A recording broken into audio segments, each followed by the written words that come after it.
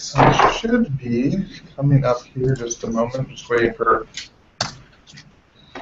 the Q&A to start. Come on. There we go. Should be good.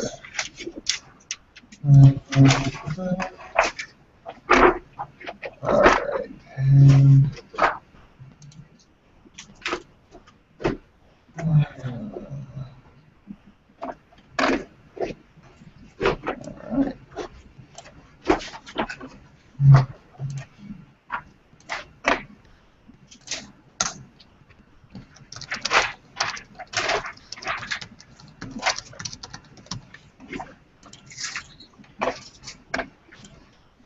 all right, well,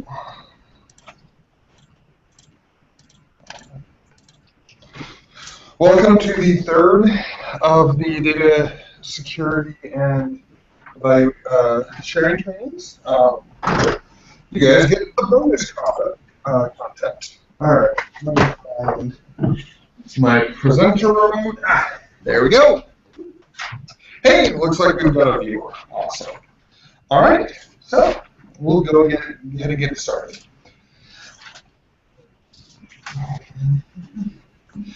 So first thing you're going to want to do is ask, when trying to figure out how properly to secure your data, we need to ask your data some questions first. And these will tell us what measures need to be in place to protect your data, how confidential your data is, and what our risk of exposure is. So, is it confidential data?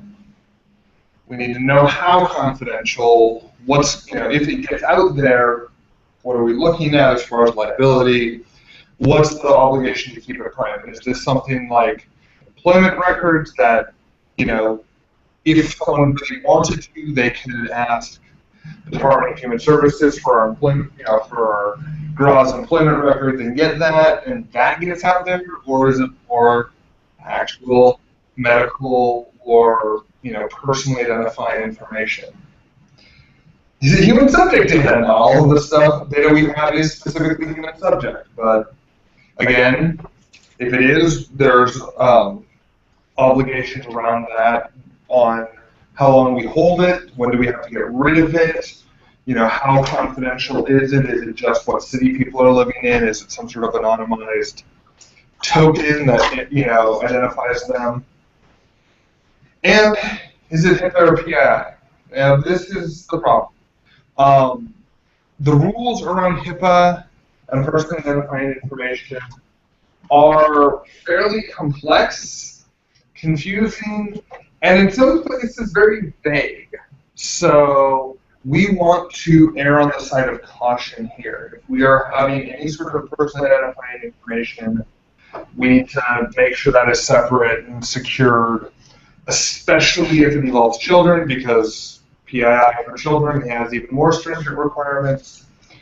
So yes, where is our data coming from? Are we making it? If so, how are we doing it? Are we using Teleform? Are we using Qualtrics? Are we manually entering it? Is it a phone survey that XRL is doing for us? Or is it being given to us by our partners? And if so, once they give it to us, do they need to see that data again? Do we need to make that data and what we're doing to it instantly available to them? Can we just send them back reports? How often are they updating that data? Are they sending us data, we're cleaning it up, they send it back, they clean it up, and get this sort of back and forth? Depending on how that data transaction is going to happen will really depend on what tools we're going to use. So, if it's PSU staff that are using it and they're on site, great. They have Odin names, we can secure it by that, we can put it in Google Drive, we can put it on the iDrive, in either iStaff or iResearch. So iStaff is mostly collaborative document space. If you have large data files, videos especially, but audio as well, those can go into project-specific iResearch folders. If they're off-site staff, are they going to be connected to the VPN? Do they need access to all the data in a project? or do we want to limit them to a subset of the data? And are they going to be manipulating that confidential data? Do they even need to, see that confidential data? If they are they, downloading it to their machine? Are we somehow encrypting their hard drive on their machine? I mean, there's a lot of questions to ask if that data is leaving the site. Outside partners, can we set up an affiliate account? Do they have some sort of file share system that we can get an account on that they keep control of the files on? And do they need access to all of the project data, or just to limit? Well, that's nice. So staff accounts are terminated, disabled within 24 hours of them leaving the employment. Student loans are disabled 6 months after the last class ends. So if you have a GRA that no longer needs access to a project, I need to know, because they may still have access to that confidential project data 6 months down the line, a year down the line. So we don't have a good way of getting alerts when someone leaves a project. It really is dependent on PIs to tell us, get this person out of here because they no longer need our data. And affiliates are also disabled 1 year after they're created. So we have to have a 1 year cycle to re-activate affiliate accounts. It's you fill out a form and it's fine. So, and like I said, I can revoke access once you tell me to. So, where's this data going? Are we just processing it here and giving back some sort of aggregate report? iDrive is fine. Do they need the raw data? Can it be anonymous? Can it be an aggregate? Can it be anything but PII and confidential HIPAA data that we are passing back to them? If we're not passing that back, Google Drive is a great tool. We have web tools. Giving them affiliate accounts, all that stuff. We have a lot of options for getting them files if we can make sure that it's not HIPAA files. So, and then what happens when the project's over? We haven't really thought about this. We have projects on the iDrive that are 8 years old. Did those projects have a data retention requirement that we have to hold on to them for 5 years? Or do they have a data deletion requirement that we had to shred them at 5 years? We don't have that information right now. So as PIs, when you're asking for your project status, that's one of the things that we're going to be asking is, who has the authority to add or revoke access? Who has, how long is this project lasting? How long do these files need to be here? So as we go forward, we are asking this, and Brian is currently involved in a project where he's going to be going around behind guys trying to track down, have projects ended, when did they end, do we still need your files on the iDrive, that sort of thing. So once we've answered these questions, it's pretty sure we can pretty quickly figure out what resources you want to use. Obviously, we prefer the iStaff folder. It's the most secure. Fastest setup. I can get you a folder set up in 5 minutes. I can add or revoke people in 5 minutes. It's very good on the management, and you can just edit in place. You don't have to copy it down to your computer. Most everybody just goes to the iDrive and works there because it works like that. And if you're on a VPN, you can do that. But it requires an ODIN. The iResearch, same level of security. You get more storage there, and all the same benefits by staff, except it's a little slower management because we have to go through the Unix team to add or remove staff access. So that can take anywhere from a day to 3 days, usually these days. Qualtrics. Qualtrics is great. You don't need an ODIN to fill out a Qualtrics survey. You just fill it out, and you can stuff files in those Qualtrics surveys. And it's a great way for us to get files into the university. Not a good way of getting files out of them. But if we have partners spread out all over the place where they don't want to set up affiliate accounts, we can set up a Qualtrics Dropbox. They just upload files into it, and we get the files. And then there's Google Drive. Google Drive has very quick share management. It doesn't require an Odin account to receive files through Google Drive. It doesn't even require a Google account to receive files through Google Drive if you do it right.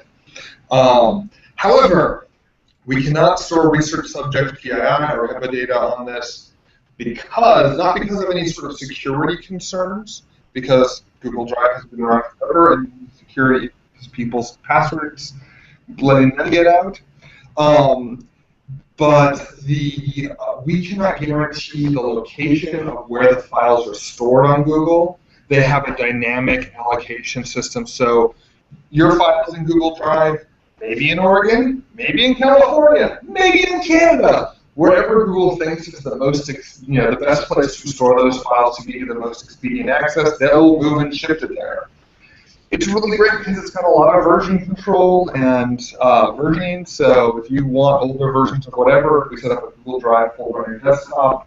We have access to that. But like I said, confidential files that have restriction on where those files can be stored cannot go into there. So, yes. With Qualtrics, you said we could set up a Dropbox so it's not dynamic storage. No, it's basically a form. Secure. Yes, and I will actually walk you through that here in a little bit. So can I ask you a question? Documents that are, I'm going to kind of outline them because nothing they're sophisticated, but we have some documents that are Google shared documents that were secure because they were behind PSU's firewall. Yes. And those are different than Google Drive. Are they in Google Drive and you're sharing them to there, or are you putting them on like a Google site, or where? Maybe I could just show you them after this. I think that would be great. I would love to sit down with you, and actually, as part of this whole thing, at any point, I will sit down with you for 15, 20 minutes, half an hour, and hash this out. The earlier I can get involved in these conversations, the more likely we're going to be able to find you the right tool for your job. Actually, Sarah's question I think is really a good one because I know for me and maybe for a lot of people, we've switched now. When you open like a Word document that comes as an attachment in an email, used to just open in Word. Now it opens in Google.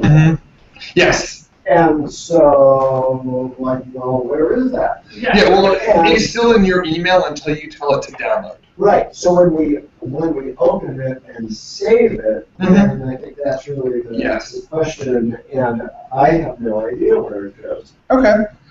Usually when you open it and save it to your local download folder on your computer. Yeah, or if I save it on the iDrive, then it's in a fixed location. Exactly. And it doesn't, none of the Google Drive stuff you're talking about matters. Exactly. So, however, nothing confidential should, you notice under the transfer references here, email is not on the list. Sure. Email should never be used for any sort of secure transfer. I'm sorry. I wish there was a way we could do it. It's looking like there might be a way we could do it in the next 6 to 8 months, but pretty much any solution that we put in place to securely transfer files over email, every person receiving that email has to have that exact same solution in place, which we can't force them to change their email providers to give them secure mail. You'll notice on the list here, let's see here, come on.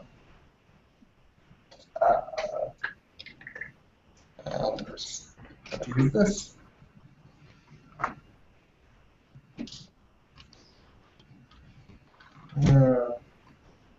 There you go. One in a Dropbox. Where'd it go? Okay, why are you not moving forward anymore? Somebody stole it. There you go. Dropbox has had repeated data breaches. A lot of them. And some of them, like the most recent one in May, they were notified of in November of the previous year. By accepting the terms of their license agreement, you cannot sue them for losing your files or getting unauthorized access to their files. Basically, you have agreed that you will not sue Dropbox in the case that they release your files into the world. We don't sue Dropbox. And if at all possible, please move away from it. Google Drive can be set up in a way that it works the exact same way as Dropbox. and I can walk you through that and help you get that set up. It takes about 5-10 minutes. All right, affiliate account creation. So, have any of you here created affiliate accounts yet? Some of you? It's pretty straightforward. It just has a lot of steps.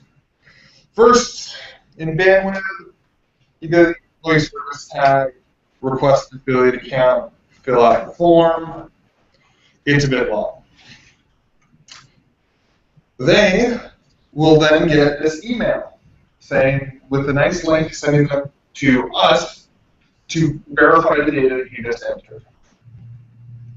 They'll see this form where they will include more of their information.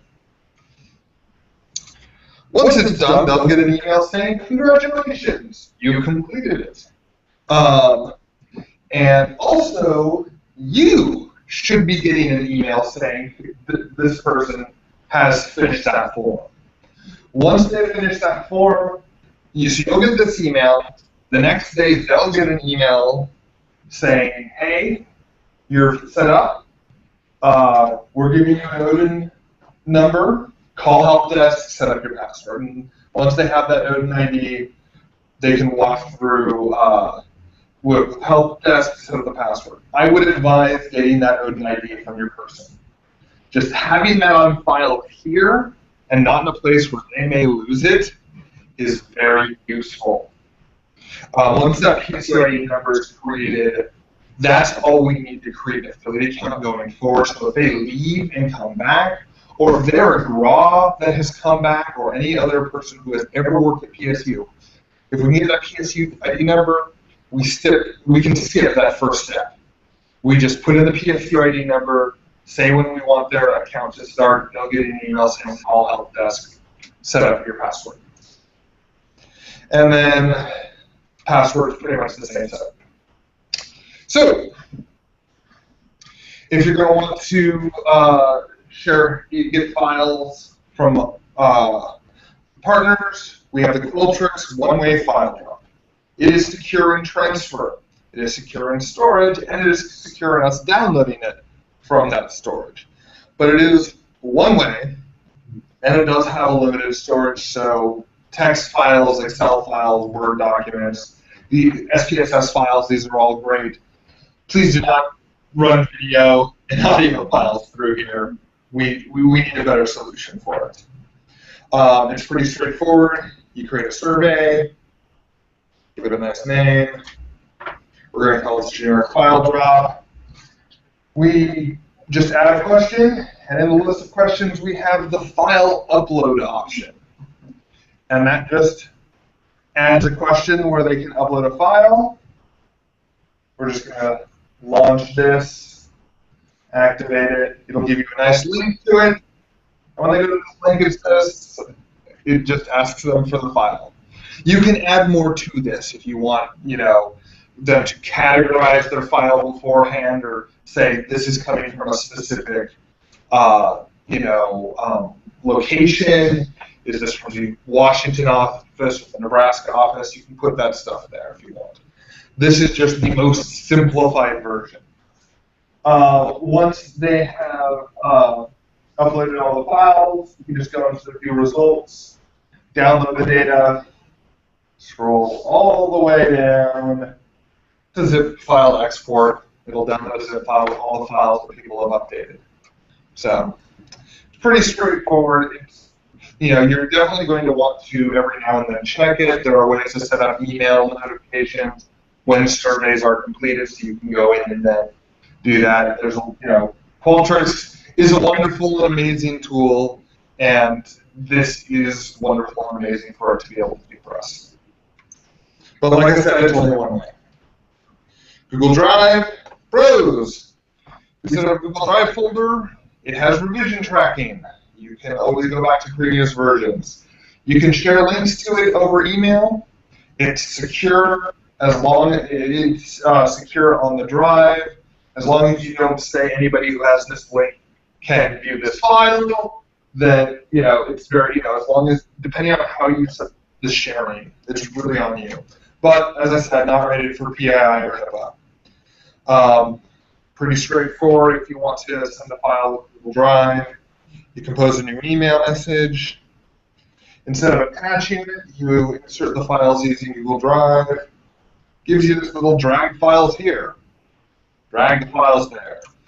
It'll automatically put it in your Google Drive and then link to it there. It'll put a link in the email, and when you hit send, it will ask you, how do you want to share this? And there's some options with here. If it's not very confidential, anybody with the link can view it. If you want to add some permissions behind it, you can. Under more options, force them to have a Google login, or force them to be PSU staff. I mean, there's a lot of options that we can have with sharing over there. So, yep. So you can have anyone with the link, or just recipients of the email. If you do the recipients, they have to have a Google account tied to that email. That's not hard. It's you log into Google Mail, or you log into go to drive.google.com. When it asks for a username and password, you give your email address. It says you don't have an account here. Would you like to send a password for your account? And now they have access. So it's pretty straightforward. It shows up in your Drive through the web interface, and it even shows up through your Drive through the desktop folder if you set that. So it's a really handy way of getting stuff. However, there is something that no matter what we do, will get around all of our security. It is the biggest hole in our security. And that's you guys, specifically through phishing attacks, or more commonly known as identity theft. They're growing in effectiveness in a really bad way.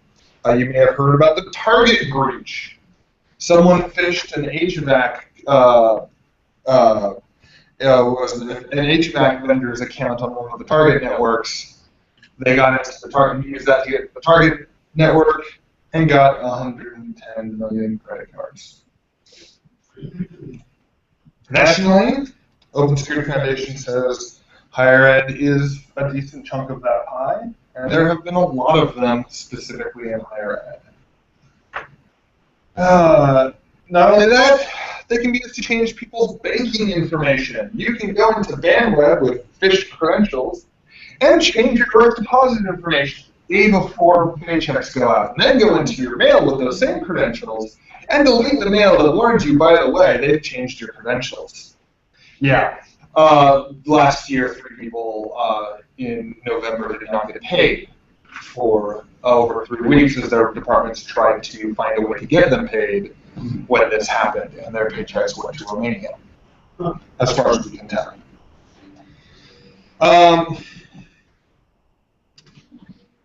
We get a lot of phishing attacks. And thankfully, not very many of us respond to them.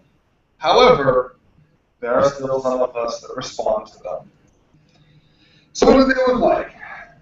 Well, here's one. It looks like it's coming from Portland State University. But yeah, there's kind of click and activate your account with the antivirus. Not one of them. This is someone that tried to take over tried to spoof our login page back in the day. You'll notice it's at claru.com/images/stories. This is actually what looks to be a compromised WordPress or Drupal site that someone compromised, and they were using this compromised site to host this thing where it's trying to steal our stuff. Although, for some reason, they added a date of birth field, just a little bit more info, just to be safe. So it looked really like ours. I mean, they just lifted the whole thing perfectly. But you'll notice the URL, I don't know if you can see it from there, it is mediamaxzero.com/WP include/DFS/Morvia/index. Someone hid this in a WordPress thing of a compromised website. Would that be a way to tell then? Yes. The address bar. Again, here we go. This looks like our current one. PrecisionDatum2.com. Again, not a Portland State address. Will you always be able to tell from the URL? Yes! Or is there a way to compromise that too? As long as it's got this big old green bar here, and that, yes, you are, and it goes to fso.pdx.edu/gobbledygook. It is PSC owned. If someone takes control of your computer and your computer is owned just, someone has absolute control of your machine, they can mess with your browser. It is possible. So, but barring that, someone having absolute control of your machine, this green bar there is not fakeable, as long as it says Portland State University, US, and it says the SSO there. So, but if you are ever concerned, we have a website, we have an email to forward stuff to. You can email it to me, come find me, or Brian, and we will confirm or deny. All right. Passwords. Your quarterly annoyance. It's semi-annual. It should be every 3 months, I believe it is. I think it's every 6. Is everything I've changed it? All right, well, that's good. First, a mea culpa for all IT people everywhere. We advise that these are the standard rules for passwords. However, it's just 8 characters. It takes 2 seconds to break offline. 9 minutes to break if you add an uppercase offline. 37 minutes if you add a number to that 8 characters. And 19 hours to break it offline. If someone gets a password database, that's how long it is for them to get your password. They can just hammer it. Unfortunately, due to poor security, these password breaches have happened. Due to breaches in Sony, LinkedIn, Last.fm, Dropbox, many more, hackers now have billions of passwords. And they've been doing statistical analysis of them. And so basically, even though these are technically different passwords, they are almost completely indistinguishable from each other, and someone trying to crack them would throw really big dictionaries at them and find them very quickly. So, as the CSV comic was, difficulty. So yes, it is easy to guess, but it is hard to remember these 8-character passwords. However, correct horse battery staple is very hard to guess, actually. It's surprisingly hard, but it's pretty easy to remember. And if you put in, so yeah, bottom line, for the last 20 years, we've successfully trained everyone to use passwords that are hard for humans to remember, but easy for computers to guess, is what it comes down to. Solutions, longer, but memorable passwords. Look on the bright side of life. That one's 6.900 trillion countries to guess off one. Longer is better. Every character you add exponentially increases the length of time it takes to guess. Its character set raised to the power of how many characters you have. So, yeah. These are actually all rather good passwords. They are hard to guess, and even with throwing dictionaries at them, they're still very difficult to guess. Or you can use random, single-use managed passwords using a software such as LastPass. This is basically it creates a secure vault to put your passwords in. When you go to the website, it will autofill the passwords, and you're good to go. It comes on pretty much every OS. It is the most secure password manager that we have out there that is also multi-platform and easy to access. And the nice thing is it will auto-generate very strong passwords for every site. So, so whatever site you're using it on, it will have the strongest password you can have. All of the passwords are behind your master password, so make sure your master password is hard to guess. I would, again, 3, 4, 5 words with some numbers in there. Something really easy to memorize. Hard to fat finger on the keyboard. One time my password was no nay never no more with O's and zeros occasionally swapped, and that thing just gibberish. I got everything character order all wrong. So make sure it's long, strong, but yes. Or some of you may have encountered two-factor authentication, where you have a password, and then you prove that you have something like a cell phone. Typically, it's a cell phone. Facebook does this. I think YouTube and Google now have the option where you log in, you give your password. it then texts you a 4-digit code or a 6-digit code that you then type into the website to verify that who you are. This is pretty cool, but it seems to be very platform specific. There isn't a universal tool for this yet. But if you have a cell phone, it is a very handy option. So yeah, and that is pretty much it. I'm gonna take a look here, see if we've got any outstanding questions from the gallery.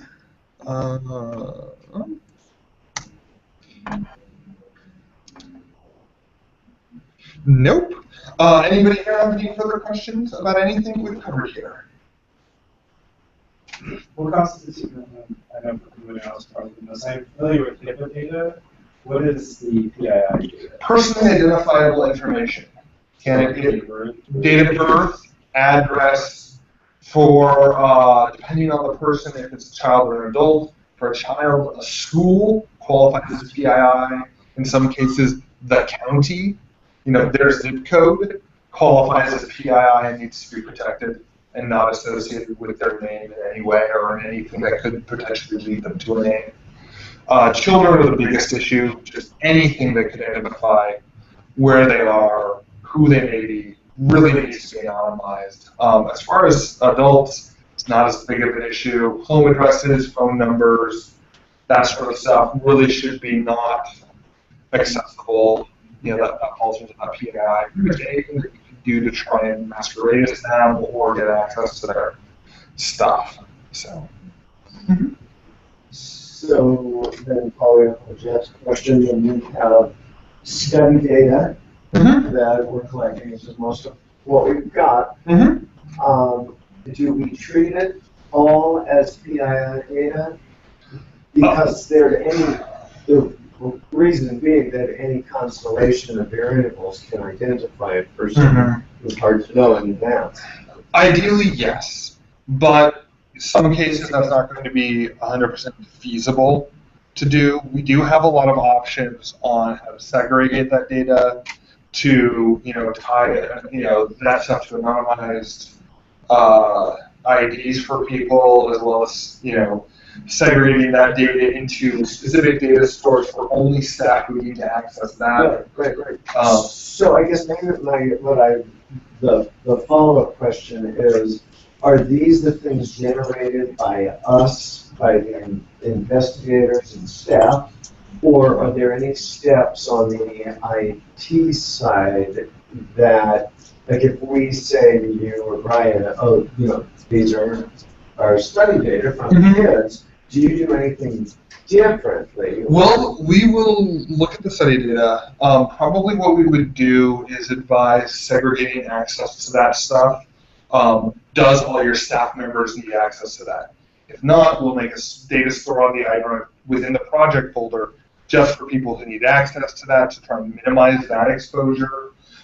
We talked to you about it as policy, making sure people are on campus when working on this data, or if they are off campus, trying to find a way to get whatever machine they're working with to have encrypted hard drives, that sort of stuff, so that if that data does go onto that machine, it's then still secure. So it really will depend on what your use case is, how ubiquitous access to this data needs to be within the project, how ubiquitous data access this needs to be outside of the project, like do you have a partner that needs to be able to look into this data or not. So that would be an ongoing conversation that we would have in setting up these shares and kind of coming up with the policies of where your files are going to be stored within the project.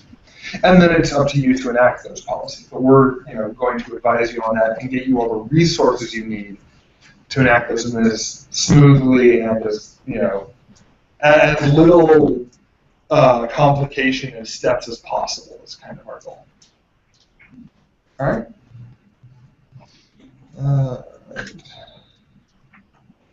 And I am not seeing.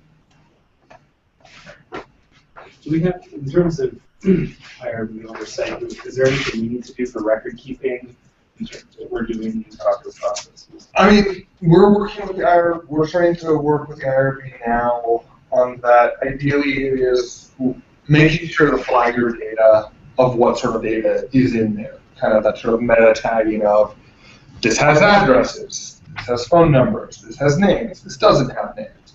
So trying to really, without looking at the data and looking at those data files, being able to know that these files have this type of data. Like that documentation is key. If we can know that and know what files and where they're stored on the iDrive roughly is, in the case of a breach, we will then know what data may or may not have gotten out there, and we can, look at that, really have that available. Chris, the opposite of that is true too. In the case of the breach, then whoever has stolen the data will know exactly what is it in there. Well, because they'll have the data, but we won't be able to assess our exposure. Right. Like, okay, so if someone does use a GRAW account and grab all the interview data, none of that that has confidential interviews, but doesn't have any names or any identifiers associated with it, if we can know that that GRAW only had access to files that don't have They're all the de-identified files, then we have a different process for reporting that than a GRAW that has access to all of that. And then, whether or not they even access that, if their account was breached, and they had the opportunity to access that, that's a whole different procedure than if we know for certain that all they had access to was this de-identified data. So I think that might be helpful, because we've been doing all these sorts of things actually for decades. Mm-hmm. And I don't think you've mentioned anything that we haven't been doing for many years. Mm-hmm. So in a sense, it's not very helpful. I mean, it's really great that you're talking to us about it, but I think what would be more helpful is to demonstrate, maybe with help from some of us, systems that we're using or that we can tweak, that we would all agree are kind of best practices, ways to do it. We do have a couple of those, and if you want, I can get those out. Mostly what we have right now is, for internal data, we do have the segregated iDrive folder where, confidential data only gets accessed by PIs and other people that need access to it. Everything else is accessed by the rest of the project. We have the transit folder system where we can give affiliate accounts to distant partners and whatnot, who then can access the iDrive and access project files in the iDrive without being able to access the whole project. They have a special place just for them that project files can be equipped for them, and that they can put project files. So you've helped me out lots of times over the years, Tyson, when we're trying to grapple with some of these things. So I'm just thinking maybe it would be really helpful, like some of the things you're saying and some of the things we've all done for our projects, to compile those things in writing, and not only you have to do it, but you can help organize us to say, well, what do we do that we think is effective, so that we could talk about those things and then have them at our fingertips to use when, Well, I can go ahead, if that's something that you have an interest in, I would be happy to get that together and possibly do another training like this where people can participate both distantly and here. I Okay. Yeah, I can go ahead and get those set up, and like I said, I have the Qualtrics one. I'm working on training for the Google Drive one that I was going to do next week, but I'm going to have to push off to next month because there's some changes coming down the line for that. But probably probably by August, I should be able to have a training around all of our different options and kind of what the models do. So, yeah. All right. Well, thank you all for coming, and the people who are watching, thank you for watching. I am not seeing any. Let's see. I answer just another quick question? Yeah. Are there written procedures around this stuff in place, or are you thinking about putting? We are working on those. A lot of them are mostly around the, iDrive access and revoking. We do have written procedures. We've got the, part of the blue form system, and then we have the separation form. OIT has a series of written procedures for when when an account is compromised. Kind of, we do an audit on what they have access to. They look at the project folders and all that sort of stuff. So yeah, around that we have that. You start with the new project request process. We have a form where we're going through and kind of working through what sort of data, what sort of data access needs you have and whatnot. So yeah. So I have a quick question about Google Drive. So Yes. this also shows how do I know about this, but it's backed up. Right? Yes. Yep. And Is it backed up through? So if there was ever a problem, like Gmail goes down online, if there was ever a No. problem, what, twice in the last 3 years? well, but if it goes, if it were your Yeah. data, or the project Yes. goes down, that could be. We don't have, as far as we're aware, we haven't had a data loss there, and especially if you're using it on a sync, let's see here, let me go ahead and share. I don't know how to set up on this one. So it's backed up by Google as just part of the way it works. Yes. Not by us. Not by us. Okay. Yeah, it's backed up in a similar way that the iDrive is backed up, in that every now and then they take snapshots of it. Okay. And but I think Google does actual diff checking, so they actually, every change that's made to that file is backed up. So, Okay. So you can always restore it in previous. as long as you don't delete the file, you can go in. You can go into the properties of that file and restore it. Yes. Right. But it's still for something that was an important data set, you might want to back that up onto the iDrive. Right? Oh, totally. That would definitely be something you'd want on the iDrive. And then the other thing about Google Drive is only one person can own the Google Drive folder, right? Yes, but you can have multiple people who have access to it and be able to add files to it and edit files in it. Yeah, but they don't So, actually own it. they don't own that folder, and if they do leave the institution, we do have ways of moving that ownership to someone else. Right. Ideally, they would move it before they leave, but in the cases that they can't, we do have that capability.